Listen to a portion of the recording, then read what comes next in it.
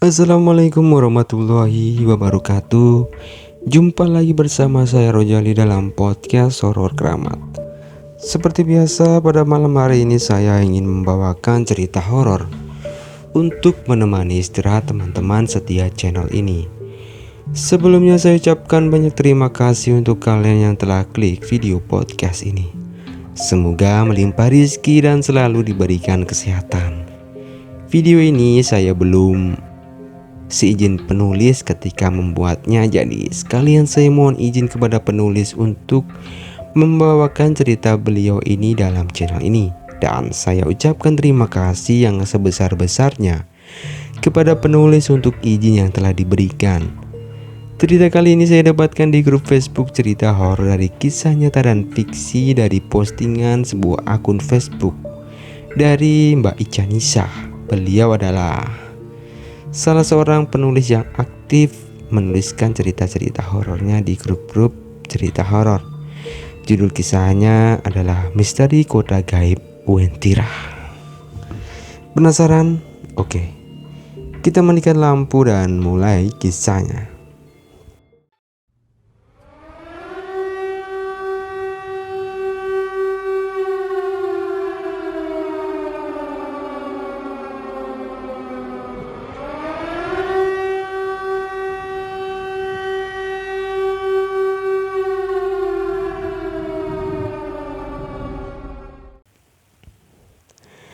Hai guys, kembali lagi sama aku Ica Nisa.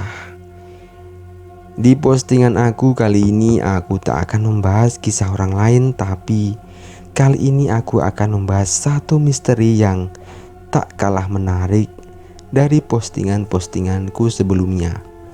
Kalau pembaca tahu cerita mistis ataupun cerita mitos itu terus berkembang seiring zaman.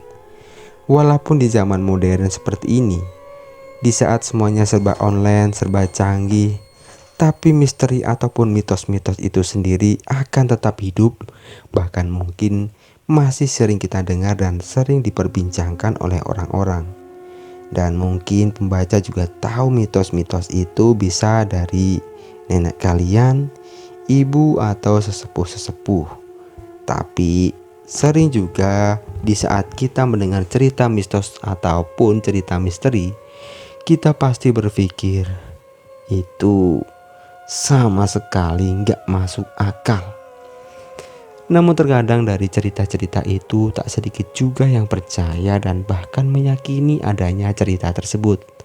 Nah, membicarakan mitos atau cerita, ada satu cerita yang lumayan menarik juga kalau kita bahas kali ini. Cerita ini adalah cerita mistis tentang kota gaib.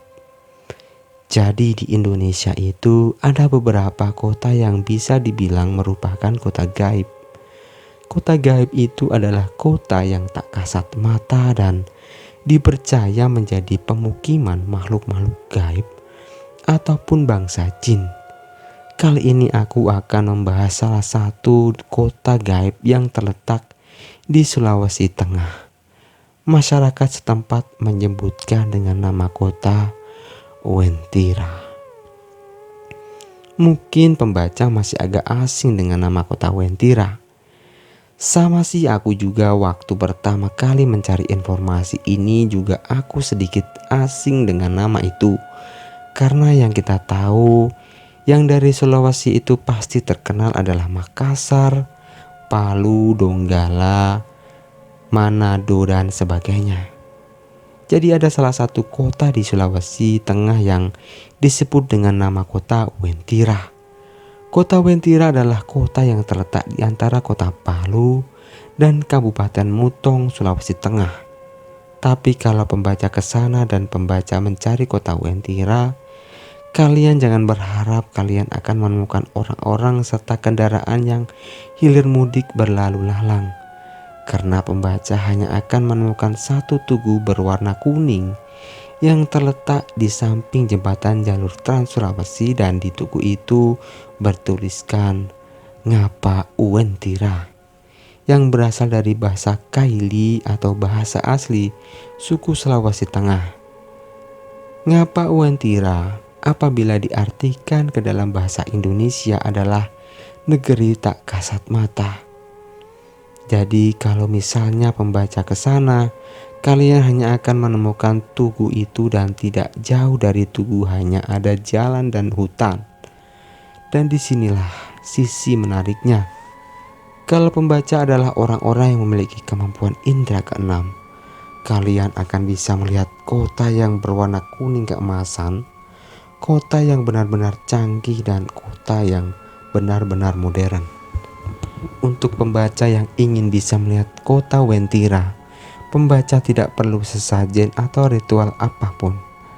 Kalian cukup mempunyai kemampuan indera keenam, maka kalian akan bisa melihat di depan tugu itu ada gerbang gaib dari kota Wentira tersebut. Masyarakat setempat percaya jika kota Wentira itu memiliki seorang raja dengan 7 panglima perang, dan masing-masing dari panglima perang tersebut memiliki bala tentara yang banyaknya bisa menutupi seluruh lautan di Indonesia. Weh, ngeri ya. Nggak ada apa-apanya nih TNI kalau begini. Di dalam kota Wentira katanya terdapat berbagai bentuk bangunan yang berlapis emas, dan kehidupan di kota Wentira pun sangat beradab. Malah katanya lagi nih, di dalam kota ini tak ada sama sekali warga yang susah, semuanya hidup makmur. Tapi ada satu hal yang harus pembaca tahu, kalau kita sudah terlanjur masuk ke dalam kota itu, kemungkinan besar kita tak akan bisa keluar lagi. Nah, jadi ada satu cerita dari masyarakat sekitar, tapi aku juga kurang tahu kejadian ini terjadi di tahun berapa. Pada saat itu ada seorang sales mobil yang mau mengantarkan satu pesanan mobil untuk seorang ke kota Wentira. Pesanan mobilnya pun bukan mobil murahan, yaitu mobil BMW 1 series berwarna kuning. Lalu si sales mencoba bertanya kepada masyarakat sekitar, di mana kota Wentira? Dan masyarakat sekitar pun menunjukkan di mana lokasi kota Wentira, yang ternyata hanya sebuah tugu kuning yang di sananya terdapat sebuah jalan menuju hutan. Si sales pun kebingungan karena yang dia lihat hanya hutan belantara dan tak ada kehidupan kota di sana. Lalu entah bagaimana nasib mobil tersebut, apakah diletakkan di sana saja atau dibawa balik lagi ke dealer mobil. Dia pun tak tahu harus berbuat apa. Selain cerita sales mobil, ada satu cerita lagi yang bikin aku bertanya-tanya tentang kota Wentira. Cerita ini berawal ketika ada seorang wanita yang bernama Lin Puspita. Lin Puspita ini adalah seorang mahasiswi dari kampus STY Palu yang bikin hebohnya adalah karena ia meminta izin kepada kedua orang tuanya untuk menikah dengan seorang pemuda asal kota Wentira. Menurut kepercayaan masyarakat sekitar, jika kita akan menikah dengan warga asli kota Wentira, kita tidak akan bisa keluar dari kota itu. Dan nyatanya, menurut informasi yang aku dengar, sampai detik ini Lin memang tak pernah pulang. Bahkan jejaknya pun tidak bisa ditemukan. Gadis dengan nama Lin Puspita lainnya begitu saja bahagia ditelan bumi. Dan ada lagi satu cerita yang sudah cukup tersebar dan diketahui oleh warga sekitar Sulawesi Tengah. Jadi pada saat zaman penjajahan Belanda, ada sebuah pesawat Belanda yang lewat melintasi daerah yang disebut sebagai kota Wentira itu. Tapi anehnya saat sang pilot sedang mengendari pesawatnya di atas, ia melihat sebuah kota yang benar-benar megah. Kota yang benar-benar bagus tapi berwarna kuning semua. Akhirnya sang pilot pun mencoba turun, tapi ternyata ketika pesawat sudah terbang rendah, yang ia lihat hanyalah sebuah hutan. Padahal jelas-jelas tadi di saat di atas sang pilot melihat kota yang sangat bagus. Tapi berbeda kenyataannya saat sang pilot sudah menurunkan pesawatnya. Di depan tugu itu kita juga tak boleh berbicara sembarangan, apalagi berperilaku sompral. karena di sana merupakan area sakral bagi masyarakat sekitar. Masyarakat sana percaya apabila ada yang berbicara dan bertindak semaunya, maka orang itu akan hilang seketika lalu masuk ke dalam kota Wentira itu dan tak bisa kembali lagi ke dunia sebelumnya. Selain itu di sana juga ada beberapa pantangan. Selain jaga bicara dan sikap, kita juga dilarang memakai pakaian-pakaian berwarna kuning karena katanya warna kuning merupakan warna yang disukai oleh para makhluk gaib di sana. Maka dari itu, baik pemerintah setempat ataupun masyarakat sekitar sering mengingatkan kepada pengunjung agar tidak menggunakan pakaian warna kuning karena rata-rata orang yang memakai pakaian berwarna kuning itu akan hilang. Hal ini sepertinya mirip sekali ya dengan pantai selatan yang tidak menganjurkan memakai pakaian berwarna hijau ya, hijau. Jadi walaupun kota Wentira merupakan kota gaib dan kota yang hanya bisa dilihat oleh orang-orang tertentu, tapi penduduk asli kota Wentira sering sekali menunjukkan dirinya kepada masyarakat yang asli manusia di sekitar kota tersebut, yang membuat masyarakat yakin bahwa kota Wentira itu memang ada. Ciri-ciri penduduk asli kota Wentira adalah mereka tidak mempunyai cekungan di antara bawah hidung dan di atas bibir. Bagi pembaca yang tanpa sengaja bisa melihat mereka yang tak kasat mata walaupun kalian tidak mempunyai indera keenam ataupun ilmu gaib, itu karena kemampuan dari makhluk gaib itu sendiri. Misalnya seperti ini. Apabila kalian jalan ke suatu tempat atau bangunan kosong, lalu kalian bisa merasakan aura atau energi dari tempat tersebut. Dan di saat kalian mulai penasaran, tiba-tiba kalian bisa melihat sekelebat entah itu bayangan putih atau sosok yang mengintip. Itu merupakan sebuah kemampuan dari makhluk gaib itu sendiri yang bisa menunjukkan diri mereka kepada orang-orang yang mereka mau. Jadi walaupun kalian hanya orang awam, tapi kalian terkadang suka melihat sekelebat bayangan putih, entah sedang berdiri, mengintip atau terbang. Itu disebabkan dari kemampuan mereka yang tak kasat mata. Jadi itulah mengapa penduduk asli Wentira bisa dilihat oleh masyarakat awam, karena mereka ingin menunjukkan diri mereka di depan manusia. So, begitulah cerita dari kota gaib Wentira di postinganku kali ini. Aku harap semoga kalian bisa terhibur dengan apa yang aku ceritakan, dan pembahasan aku kali ini semoga bisa menambah wawasan pembaca juga tentang seputar dunia misteri.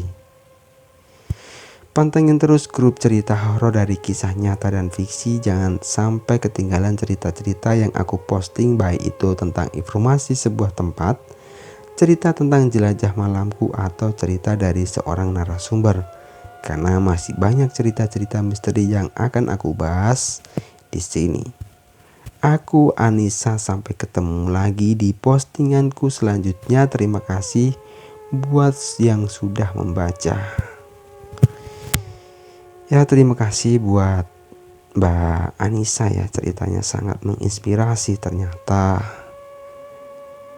yang namanya dunia gaib itu memang tidak memiliki batasan waktu dan ruang. Buktinya saja tentara yang dimiliki oleh salah satu panglima perang dari kota Wentira itu mitosnya bisa menutupi seluruh lautan di Nusantara. Itu artinya kota ini betul-betul luas dari dunia nyata ya. Ya, mungkin itu saja cerita yang bisa saya bagikan kepada teman-teman. Bagaimana pendapat kalian mengenai cerita barusan? Berikan tanggapan kalian di kolom komentar. Semoga menghibur dan bisa menjadi teman istirahat kalian pada malam hari ini. Saya mohon maaf apabila ada kekurangan dalam membawakan cerita. Untuk penulis Mbak Ica Nisa, semoga selalu diberikan kesehatan dan rezeki melimpah sehingga dapat membagikan pengalaman-pengalaman horornya yang lain. Jika teman-teman ada pengalaman horor yang ingin dibagikan, kirim ke sini ya, biar kami buatkan video seperti ini. Email kami cantumkan di deskripsi. Saya Rojali, pamit undur diri. Jangan lupa subscribe channel ini. Dan buat kalian yang berpuasa, semoga selalu diberikan kesehatan dan lancar hingga Idul Fitri nanti. Wassalamualaikum warahmatullahi wabarakatuh.